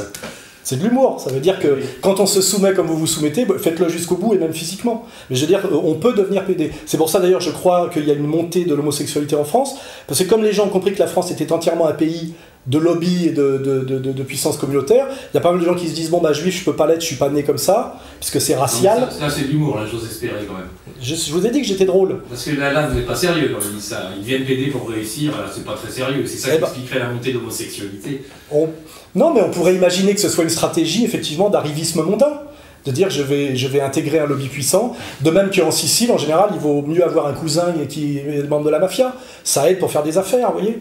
Et que dans le temps, si on voulait monter un business dans la limonade, il valait mieux être auvergnat ou proche des auvergnats. Vous voyez, vous pourrez pas nier qu'il y avait un lobby auvergnat de la limonade à Paris notamment. Vous voyez, tout ça c'est des réalités sociologiques de terrain que tous les gens qui pratiquent le terrain connaissent. Alors évidemment, c'est pas enseigné à l'université. On va pas apprendre aux gens à comprendre comment marche le monde pour pouvoir le dominer. Mais les gens qui ont de la pratique et de la bouteille et qui discutent entre eux, j'aimerais un jour vous inviter à des dîners dans lesquels je suis invité secrètement, et vous verrez que là les gens se lâchent complètement, et ça ne parle que ce dont je parle là. Moi, la faute que je commets, c'est d'en parler dans une émission. Voilà. Normalement, on ne doit pas en parler, on doit en tenir compte, et ça doit être off the record, voilà, c'est tout. Voilà. Vous publiez souvent sur votre site, enfin vous renvoyez souvent à Faurisson des gens qui sont négationnistes, est-ce que vous... Non, négationniste, ça n'existe pas. Révisionniste. Révisionniste, pourquoi vous n'employez pas le bon mot ? Parce que pour moi, il nie l'existence du génocide, donc j'appelle négationniste. Non, c'est révisionniste, ça veut dire qu'ils prétendent avoir le droit d'étudier une période historique donnée avec le recul que permet le temps qui s'est passé. Mais Robert Faurisson dit que les chambres à gaz n'ont pas existé, ça il le dit. Il le dit, mais vous savez bien qu'il y a une loi qui interdit de le dire. Hein. Oui, mais je voudrais savoir si vous croyez ou pas à la réalité du génocide des Juifs par les nazis. Ce sont deux choses différentes. Je crois à une politique raciale de l'État national socialiste allemand, et je crois à la persécution de plus en plus poussée d'ailleurs de l'État national socialiste allemand envers les Juifs. C'est une évidence. Je n'aurais pas voulu être juif entre 1933 et 1945 en Europe de l'Est. C'est une évidence. Mais qui conteste cette évidence ? Je crois que le professeur Faurisson lui-même ne la conteste pas. Hein, voilà. Il conteste l'existence des chambres à gaz, est-ce que vous la contestez ? C'est un sujet qui est interdit par la loi, donc pourquoi je ne peux pas vous répondre malheureusement. C'est une réponse.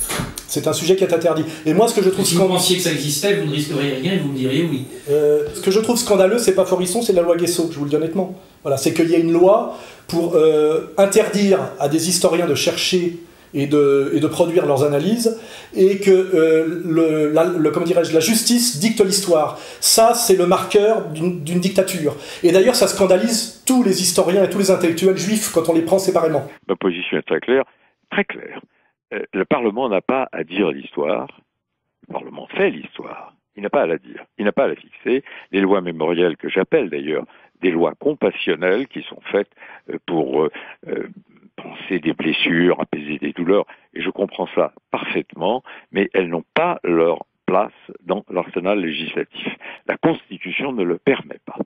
Je le dis clairement, elle ne le permet pas. La loi Guesso, qui est cette loi qui interdit de nier, si vous voulez, l'extermination des Juifs, la solution finale, est une erreur. Parce qu'on a l'air de vouloir cacher des choses. On n'a rien à cacher. L'histoire, elle est flagrante. Elle est ce qu'elle est. Il ne faut pas empêcher les historiens de travailler. Il faut dire, moi, je suis prête à faire un débat avec n'importe qui là-dessus. Et c'est une loi mémorielle dangereuse, parce que tout ça nous amène progressivement à un état totalitaire. Voilà. C'est ça, le problème, il est là. Moi, j'estime que ma liberté de réflexion et de pensée est un garant de la démocratie française. Et j'estime que vous faites un travail qui ressemble beaucoup au commissaire politique sous Staline, vous voyez, avant 1936. C'est votre rôle objectif. Voilà. Merci. Si vous êtes si souvent attaqué en justice ou publiquement, etc., c'est parce que des gens considèrent que, de par vos propos, vos écrits, etc., assez violents, en tout cas envers la communauté, ce que vous appelez la communauté juive organisée. C'est vrai, c'est le bon terme, je suis content que vous l'employiez. Je reprends le vôtre. Vous portez une responsabilité, éventuellement, dans l'augmentation de l'antisémitisme en France. Je n'y crois pas à la montée de l'antisémitisme en France. Je crois que s'il y a une montée de l'agacement, les responsables, et les seuls responsables, sont le CRIF, la LICRA et l'Association des étudiants juifs de France. Ces gens-là, par leur arrogance et leur pouvoir illégitime et surpuissant, agacent. Et même encore pour aller plus simplement, le plus grand responsable de la montée de l'antisémitisme en France est, à mon avis, depuis 30 ans, Bernard-Henri Lévy. Voyez ? D'abord, je suis pour décrédibiliser un peu l'idée de nation. Alors ça, franchement, je trouve que cette idée a fait tant de mal, qu'elle a nourri tant de guerres, qu'elle a alimenté tant de haine, ce fétiche national, cette façon que les gens ont de se mettre depuis des siècles au garde à vous derrière le drapeau, cette façon qu'on a de leur faire n'importe quoi, de les envoyer aux pires boucheries au nom du nationalisme, fait que si on peut en effet réduire un peu le caquet aux coqs gaulois et aux coqs nationaux en général, ça me paraît être assez salubre. Lui fait monter l'antisémitisme. Je pense que moi, non. Pas du tout. Mais c'est-à-dire qu'en fait, quand il y a de l'antisémitisme, c'est toujours la faute des juifs ou de certains juifs, quoi. Très souvent, oui, bien sûr. Ah oui, d'accord. Quand on étudie, par exemple, ce qu'on appelle les pogroms en Pologne au XVIIIe siècle, on se rend compte, comme disait Gilad Atzmon, que ce sont ce qu'on appelle des jacqueries. Des révoltes de paysans pauvres contre des abus les abus d'une minorité communautaire juive, oui, bien sûr. Donc c'est un peu de leur faute. Bien sûr, oui. Subi les pogroms, oui. Oui, bien sûr, oui, bien sûr. Mais de toute façon, quand on est un historien sérieux, vous voulez que je vous cite Bernard Lazare? Vous savez qui est Bernard Lazare? Oui, oui. C'est un des grands intellectuels juifs, un des pionniers de la défense de Dreyfus. Il a écrit un livre. Le dernier livre qu'il a écrit, le dernier livre avant de mourir qu'il a écrit, qui s'appelle L'antisémitisme, son histoire et ses causes. Et le paragraphe inaugural de ce livre, dont je suis l'éditeur et le préfacier, c'est: Partout où les Juifs, cessant d'être une nation, prête à défendre sa liberté et son indépendance, se sont établis, partout s'est développé l'antisémitisme, ou plutôt l'antijudéisme. Il faut donc, puisque les ennemis des Juifs appartenaient aux races les plus diverses, qu'ils vivaient dans des contrées fort éloignées les unes des autres, qu'ils étaient régis par des lois différentes, gouvernés par des principes opposés, qu'ils n'avaient ni les mêmes mœurs, ni les mêmes coutumes, qu'ils étaient animés d'esprits dissemblables, ne leur permettant pas de juger également de toutes choses. Il faut donc que les causes générales de l'antisémitisme aient toujours résidé en Israël même, et non chez ceux qui le combattirent. C'est une bonne réflexion, n'est-ce pas? Comment se fait-il que cette communauté rencontre depuis 2500 ans l'hostilité partout, chaque fois qu'elle reste un moment quelque part? C'est une bonne question, et je pense que... Répondez-y. Je pense qu'il est possible qu'il y ait une partie de cette communauté, une minorité agissante, qui ait un comportement dominateur, comme le disait Charles de Gaulle, qui crée petit à petit une hostilité. Par exemple, aujourd'hui, l'incroyable pouvoir de Bernard-Henri Lévy, qui n'a aucune justification. Vous êtes un peu obsédé par Bernard-Henri Lévy, hein? Il est un peu obsédant, oui, il est très très présent. Il se permet de déclarer une guerre en Libye qui fait qu'aujourd'hui on a des milliers de Noirs qui se noient en Méditerranée et qu'on a un énorme problème d'immigration à régler qu'on n'avait pas du temps de Kadhafi. Est-ce que ce chaos-là vous va? Vous nous dites bien sûr qu'il ne me va pas. Vous nous dites, et pourtant vous nous dites que c'est meilleur que sous Kadhafi. Je crois que si les fruits de la liberté sont amers aujourd'hui, il vaut mieux ça. Donc effectivement, c'est un gros problème, Bernard-Henri Lévy. Ça fait 30 ans ou 40 ans qu'il déclare des guerres en Yougoslavie, qu'il est de tous les mauvais combats. Ça fait 40 ans qu'il ouvre sa gueule, alors que tous les intellectuels, et je parle Derrida, Raymond Aron, c'est-à-dire des grands intellectuels, ont dit que c'était un escroc intégral. Comment se fait-il que ce type ait autant d'autorité, alors qu'en réalité, il n'a il n'est rien. À peine plus de 48 heures dans les faubourgs de Dakar, durant lesquels cet écrivain protéiforme, sans titre ni mandat, va être accueilli, tel un ministre. Accompagné par l'ambassadeur de France, il est reçu par la dirigeante du pays pour une rencontre d'1 heure, durant laquelle il prodiguera ses conseils et lui offrira son ouvrage. BHL n'est décidément pas un voyageur comme les autres.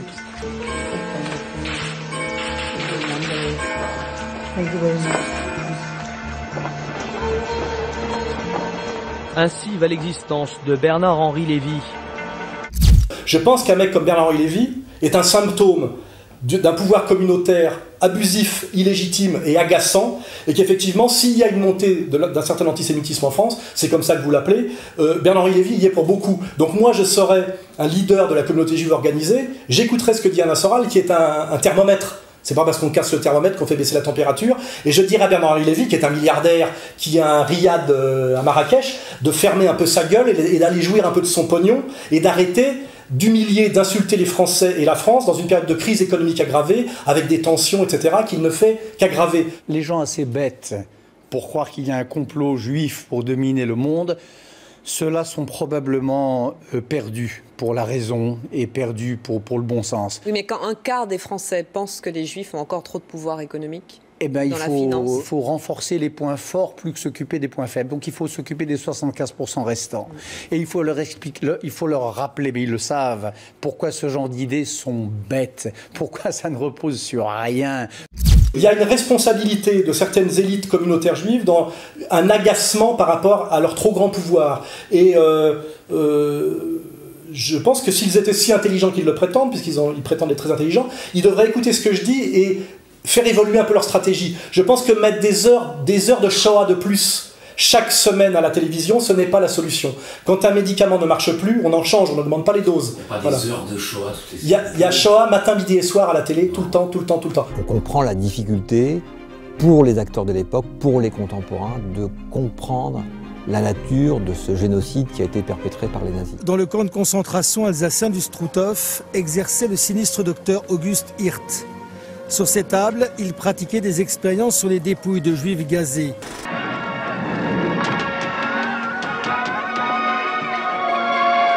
On passe notre temps. Regardez cette semaine combien d'heures on a eu.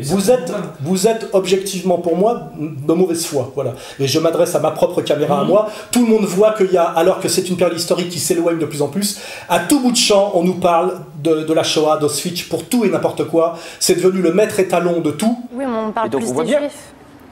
Mais on parle parce qu'il y a eu 6 millions. Et surtout, on voit qu'au moment même où avec Charlie Hebdo, on exige le blasphème pour les religions, on sacralise la Shoah. La Shoah, l'extermination des Juifs, le génocide, doivent être sacralisés, sacrés. Et ça devient une religion de substitution. Car moi, j'ai été condamné récemment pour blasphème. Vous voyez, en gros, c'est ça l'histoire de la quenelle de Berlin. Donc, en même temps qu'on oblige avec Caroline Fourest, qui est un des bras armés de Bernard-Henri Lévy et de la règle du jeu, on oblige le blasphème pour les religions, notamment la religion catholique, qui est la religion qui fait, je dirais, la longue histoire de France, et la religion musulmane, qui correspond quand même à 5 ou 10 millions de personnes un peu fragiles socialement en France, et qui ont des difficultés d'adaptation. On oblige au blasphème contre ces deux religions, mais par contre on interdit le blasphème pour une religion qui ne dit pas son nom, et qui est pour moi la nouvelle religion de substitution et la religion impériale, qui est cette religion de la Shoah, et qui, je vous le dis, interdit en fait dans les faits de critiquer la politique génocidaire d'Israël sur les Palestiniens, et aussi la toute-puissance du CRIF en France, c'est-à-dire la toute-puissance de la communauté juive organisée sur le monde occidental. C'est une analyse objective, c'est la mienne, je la maintiens, et je pense qu'elle est partagée par beaucoup et beaucoup de gens, voilà, et de plus en plus de gens, et je pense même qu'il est même dangereux de me laisser dire ça à la télévision, parce que beaucoup de gens diront mais il n'a pas tort ce Soral. Est-ce qu'il vous arrive parfois pendant toute une journée de ne pas penser aux Juifs? J'essaye au maximum de ne pas y penser. Malheureusement, comme je suis régulièrement convoqué par la police, par les juges d'instruction sur des plaintes pour tout et n'importe quoi, de la LICRA, de l'UEJF, c'est difficile pour moi. Mais sinon, je vous garantis que dans mon quotidien, je m'intéresse à des tas d'autres choses. Je suis instructeur de boxe, donc je donne des cours de boxe. Là, il n'y a pas de problème de ça. Je suis un passionné de jazz, vous voyez, bon ça c'est autre chose. Je suis en train de me mettre à la permaculture, c'est-à-dire que là on est dans la culture saine, vous voyez, de l'agriculture. Donc j'ai des tas de sujets, mais vous pouvez pas me reprocher d'un sujet alors que vous êtes, de parler d'un sujet alors que vous êtes venu pour ça, et que pour ça. Non, je suis venu pour ça, mais je constate que, en dehors de cette interview, mais dans toutes vos vidéos, enfin c'est tout à fait constant, vous semblez être particulièrement obsédé par les Juifs et le pouvoir. Non, je pense aujourd'hui que c'est un gros problème, cette toute puissance du lobby sioniste sur la France. C'est un des problèmes majeurs que rencontre la France aujourd'hui par rapport à son indépendance, à la paix civile, etc. Je me suis attaqué à une certaine époque aux mensonges féministes. Déjà, moi je fais une remarque, parce qu'il ne faudrait surtout pas poser le débat, genre homme opposé aux femmes. Non, c'est une première remarque, c'est que je dis, l'origine, d'abord, l'origine, c'est le couple. Il faut que les hommes et les femmes soient ensemble pour que l'humanité soit. Donc déjà, cette distinction est très abstraite. Hein. Et deuxièmement, la femme n'est pas une catégorie sociale. Il n'y a pas, comment dirais-je, de connivence politique et d'intérêt commun entre une rentière, une ouvrière et une cadre du tertiaire, par exemple. Donc j'ai écrit, si vous regardez, j'ai écrit sur des tas de sujets. J'ai écrit sur la drague, sur le féminisme, sur la mode, sur les mouvements de mode de jeunes.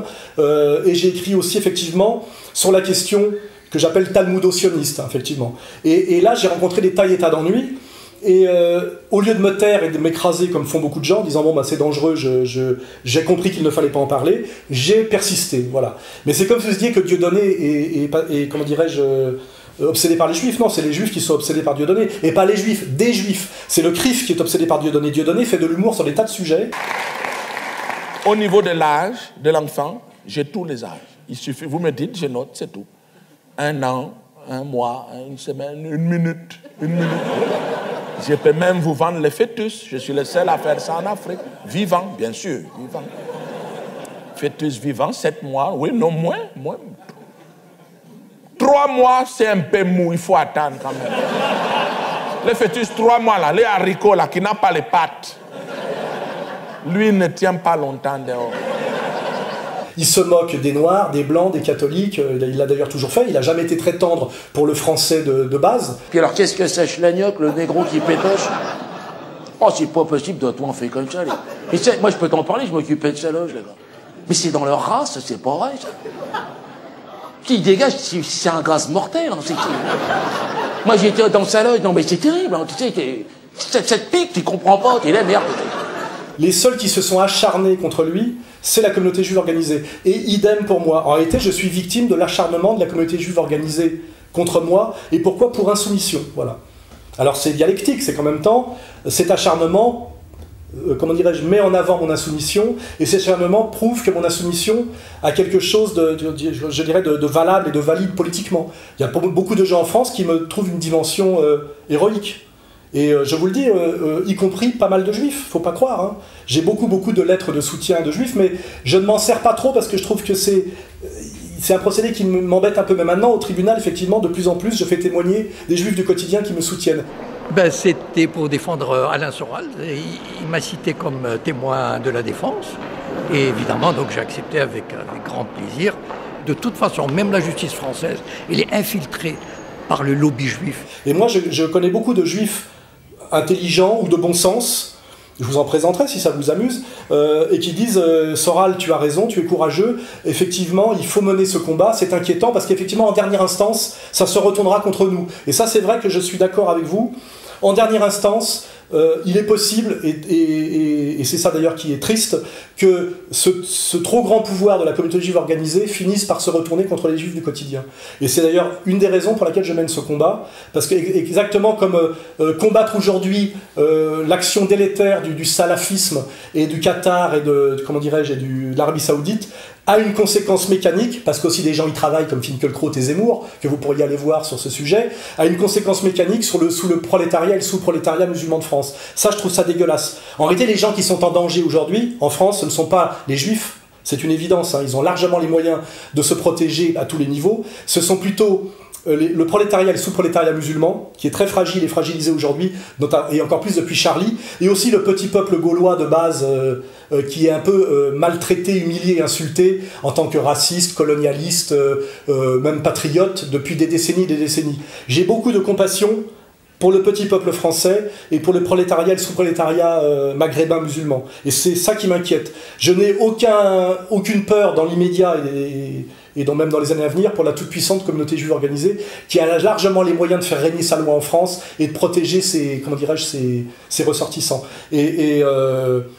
Et je suis content d'ailleurs que pas mal de juifs du quotidien me rejoignent pour dire, effectivement, nous n'avons rien à voir avec le CRIF, nous n'avons rien à voir avec l'État d'Israël, nous sommes juifs pour des raisons qui nous regardent, parce que Jacob Cohen se revendique comme juif, Gilad Atzmon, lui, ne veut plus être juif, il dit je ne le suis plus, ce sont des amis, et nous sommes en parfaite fraternité grâce justement à l'idéologie française, c'est-à-dire pas celle de Bernard Lévy, la vraie, c'est-à-dire ce qu'on appelle les droits de l'homme authentiques, c'est-à-dire que nous sommes des individus avec une vision du monde humaniste, nous nous jugeons sur nos actes, nous partageons des valeurs et nous n'avons pas de préjugés raciaux. Vous voyez, c'est ça qui compte. C'est pour ça que je suis ami avec Dieudonné, je suis ami avec Jacob Cohen, je suis ami avec Gilad Atzmon, je suis ami avec Jean-Marie Le Pen aussi, pour ces mêmes raisons.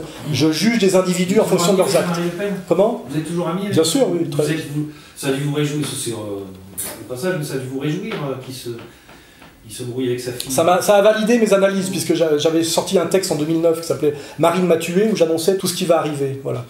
Je vous signale que mon association s'appelle Égalité et Réconciliation, et pour les gens que j'invite à aller voir le site, vous verrez que c'est très syncrétique et réconciliateur. Il y a des gens qui viennent de tous les horizons et qui rappellent effectivement la nécessité de la fraternité française, etc. En fait, ma réalité, c'est celle-là. Le reste, c'est du procès d'intention et de la persécution. Parce qu'en réalité, j'ai toujours appelé à se cultiver. Jamais aucun acte de violence n'a été commis en mon nom. Au contraire, j'ai beaucoup aidé des jeunes des cités à se tourner vers les études. Je dis que les trois monothéismes bien compris doivent se tendre la main. Je publie des auteurs qui le disent, comme Sheikh Imran Hossein, c'est-à-dire les juifs authentiques, les musulmans authentiques et les chrétiens authentiques doivent fraterniser aujourd'hui pour empêcher cette montée des tensions. C'est mon discours, il est officiel, il est partout dans mes écrits, dans mes vidéos. Il est assez bien compris d'ailleurs, hein. Je suis quelqu'un de très populaire dans la rue, hein. Je n'ai pas je rencontre uniquement l'hostilité, je vous le dis, de la communauté juive organisée, d'un de ses bras armés aujourd'hui qui serait le lobby LGBT, Pierre Berger m'emmerde, et des journalistes à la botte, dont malheureusement vous faites partie, mais je ne vous en veux pas parce que je sais que vous avez besoin de manger, et que si vous mettiez à dire vous m'avez converti, je suis d'accord avec vous, vous perdriez votre travail, mais vous perdriez votre travail demain. Non, mais je suis pas d'accord avec vous, c'est pas parce que j'ai peur de perdre mon travail, c'est parce que je suis pas d'accord avec vous. Comprenez qu'on puisse ne pas être d'accord avec vous quand même. Non, je pense qu'avec un certain travail d'échange et de culture, on finit par être à peu près d'accord avec moi. En réalité, tout le monde est à peu près d'accord avec moi. Y compris mes pires ennemis. C'est-à-dire, si on a la vérité, si on se cultive, on aura la vérité soralienne, on sera forcément d'accord avec vous. Parce que c'est une vérité ouverte, c'est un système ouvert qui vit, comme dirait ce vieil intellectuel juif que j'aime beaucoup, qui vit à la température de sa propre décomposition. Voilà, c'est un épistémologue français qui disait ça. Dont j'ai été l'élève. Je ne suis pas d'accord avec vous, en tout cas, c'est certainement pas parce que j'ai peur de perdre ma place, croyez-le bien.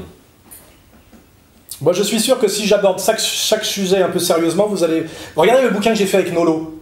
Pourquoi Nolo s'est fait engueuler pour le bouquin qu'il a fait avec moi? Parce que je l'ai mis à poil. Si vous lisez le bouquin, vous verrez qu'il m'a donné raison à chaque fois. Parce que dialectiquement, historiquement et conceptuellement, vous ne pouvez pas lutter. Hein. Quand je vous dis, vous me traitez de racisme, je vous dis, mais attendez, des gens qui prétendent qu'ils sont membres d'une communauté par le sang qui coule dans leur vève, et qui prétendent être le peuple élu, ça vous gêne pas? Est-ce que vous savez que les juifs prétendent être le peuple élu? Oui, je sais. Et ça vous gêne pas? Répondez à cette question. Moi, ça ne me gêne pas. Ah bon? C'est pas racial d'être le peuple élu? Par le sang? Ça dépend ce qu'ils appellent élu. Élu leur donne aussi un certain, selon eux, un certain... Vous là, vous bafouillez. Etc. Vous bafouillez là. Ah oui, parce que là, vous êtes pris à défaut. Parce que quand on prétend qu'on fait partie du peuple élu et que ça transmet par le sang, c'est la définition la plus radicale du racisme et du racial. Voilà. Donc le juif qui se revendique comme juif est raciste. Bien sûr, mais parfois il l'est par, comment dirais-je, héritage, par habitus, comme dirait Bourdieu. Il est né là-dedans, mais il peut faire un travail comment dire, déchirer le voile du tribalisme et rejoindre finalement la communauté des humains. En réalité, la vraie question, elle est là. C'est qu'aujourd'hui, on est dans un monde universaliste et droit de l'homiste qui peut participer à peu près, auquel peuvent participer les bouddhistes, les chrétiens, les musulmans, puisque c'est des religions ouvertes et qui ne sont pas raciales et qui sont prosélytes. Et le problème aujourd'hui qui reste, c'est qu'on a un petit groupe de gens qui se définit racialement et par l'élection divine. C'est-à-dire qu'ils pensent qu'ils sont supérieurs à vous par le sang qui coule dans leurs veines et parce que Dieu les a choisis. Excusez-moi, mais ça, c'est la définition radicale du racisme.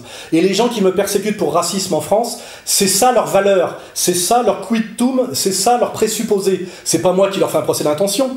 C'est le contenu explicite de la Torah, et c'est le contenu explicite du Talmud, et c'est leur rapport à l'autre, voilà. Hein, et vous-même, vous êtes très gêné par rapport à ça. La notion de peuple élu est très gênante. Elle est très gênante dans une démocratie égalitaire et laïque. Comment se fait-il que dans une démocratie égalitaire et laïque, les gens qui se prétendent le peuple élu donnent des leçons d'antiracisme aux autres à travers le CRIF, la LICRA et les étudiants juifs de France? C'est une contradiction totale, vous voyez pas. Vous semblez oublier qu'il y a dans les antiracistes, il y a des non-juifs quand même au passage.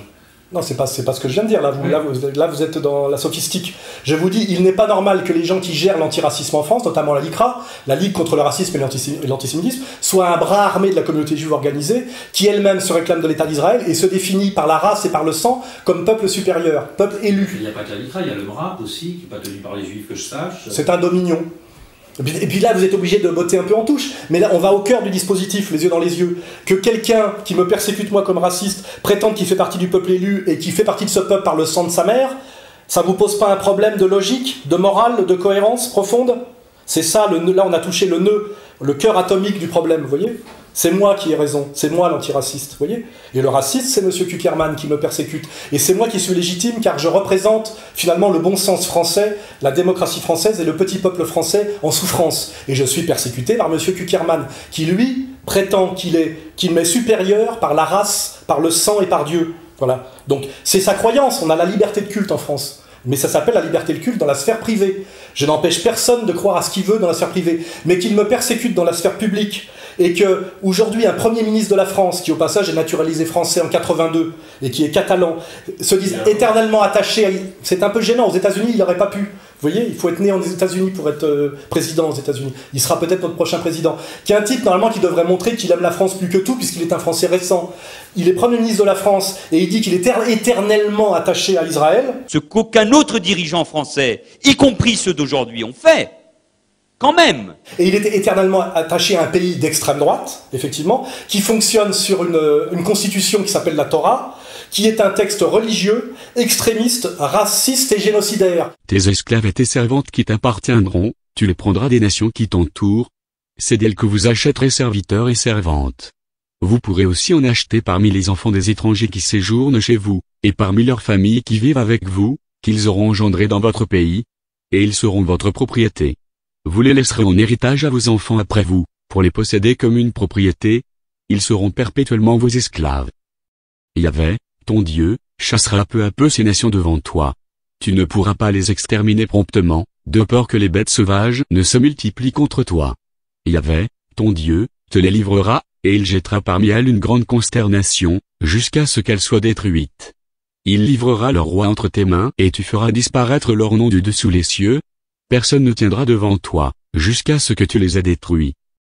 Là, je vous roule je vous piétine. Si on discute des heures et des heures, et si vous aviez l'honnêteté à un moment donné de m'inviter sur un plateau et de parler aux Français face à Kuckerman, je le mets en slip, vous voyez? C'est moi l'antiraciste, et c'est lui le raciste, c'est une évidence. Donc mon combat est légitime, et je le mènerai jusqu'au bout. Voilà. Et c'est un combat difficile et courageux. Et je ne suis pas le premier à l'avoir mené, et je vous le dis aussi, les meilleurs juifs l'ont mené aussi. C'est ça qu'il faut le savoir. Les meilleurs juifs des élites juives ont mené le même combat que moi. Je citerai Karl Marx pour commencer. Je citerai même Freud, si vous avez lu Moïse et le monothéisme, son dernier livre. Car moi, contrairement à vous, j'ai beaucoup lu. Voyez, et vous verrez, et je vous le dis, c'est ça qui est rassurant. Tous les grands juifs de l'histoire produisent la même analyse que moi, y compris sur le problème du racialisme juif.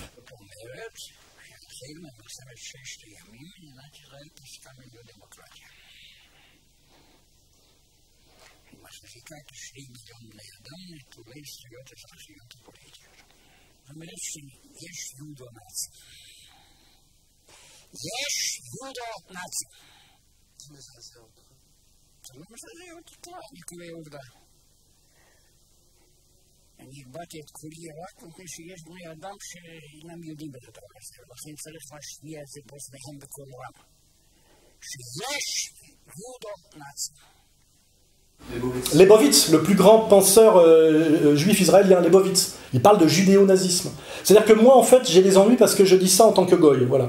Quand on est juif, ça passe un peu mieux. Et puis aussi parce que je suis patriote, et aussi parce que je suis chauve, j'ai pas les cheveux longs et les yeux bleus. Donc là, il y a un préjugé racialiste que je serais un arien, vous voyez. Je subis aussi tout ce racisme. Bien sûr, ah bah bien sûr, je subis, bien sûr, il y a le délit de sale gueule, évidemment. Quand on est blond aux yeux bleus, on subit le délit de sale gueule. Bien sûr, mais bien évidemment, bien sûr. Je suis soupçonné, effectivement. Blond aux yeux bleus, j'avais subi le délit de sale gueule. Oui, mais vous faites de gros efforts pour vous faire pardonner. Mais moi, évidemment, c'est un délit de sale gueule, bien sûr. Bien sûr, non mais je pense que c'est évident. Je serais petit, brun avec les cheveux longs, je m'en sortirais mieux, mais il se trouve que je suis grand, aux yeux bleus, et en plus j'ai perdu mes cheveux, c'est une question de testostérone. Hein. Et effectivement, ça joue contre moi. Ça joue contre moi. Avec une perruque rasta, ça passerait mieux, ce que je vous dis. Je suis effectivement victime de beaucoup de préjugés raciaux. Vous n'êtes pas très sérieux là. Si. On ne sait jamais si je suis sérieux ou pas, mais il y a du sens dans tout ça. Je ne sais pas, ouais, là je n'ai pas sûr. Non, mais moi je pense que je suis quelqu'un de très drôle. Hein. Je suis beaucoup plus drôle que Bernard-Henri Lévy, Kuckerman, Valls, etc. Moi je serais vous, je m'inquiéterais plutôt de la dérive de plus en plus dictatoriale d'un Valls. Valls la tremblote, il me paraît un peu dingo. Moi je suis très inquiet qu'un type comme ça puisse se présenter à la présidentielle et être un jour président de la République française. Ça m'inquiète vraiment. C'est beaucoup plus inquiétant qu'Alain Soral, qui n'est jamais finalement qu'un trublion, un agitateur. Une sorte de professeur Choron, vous voyez, plus proche du professeur Choron que du professeur Forisson d'ailleurs, par sans doute manque de monomanie ou manque de rigueur dans les études pratiques, etc. Vous voyez, ça aussi c'est important. Je veux dire, prétendre que Dieudonné est dangereux en France, c'est très malhonnête. C'est jamais qu'un comique camerounais, franco-camerounais. Il n'a pas d'armée derrière lui. Il se bat par le rire, vous voyez. Mais par contre, on est dangereux pour un certain pouvoir parce qu'on travaille à la prise de conscience et qu'on y travaille bien. C'est ça que je veux dire, voilà. Ok, je crois qu'on a... Ça vous va? Ça me va, merci. Après, je vous donnerai une liste de livres si vous voulez vous cultiver un peu sur ce sujet. J'ai 35 ans de travail sur ce sujet-là. Oh, entre autres. Tous les livres sont cités dans votre site. Oui, bien sûr, oui. Il y en a beaucoup. Je sais. Voilà.